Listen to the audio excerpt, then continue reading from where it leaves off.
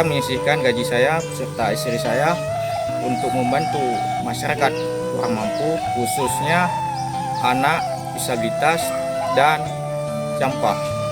Semoga apa yang kami berikan hari ini bisa bermanfaat untuk mereka, walaupun ala kadarnya. Saya dilahirkan dari keluarga miskin. Setidaknya hidup saya bermanfaat untuk orang lain, karena harta yang saya miliki hari ini ada hak dari mereka. Saya sangat bersyukur mempunyai seorang istri namanya Mawarni Emke.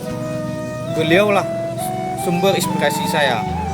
Apa yang saya lakukan hari ini, inilah idenya semua. Inilah pendukung saya, penyemangat dan jiwa saya.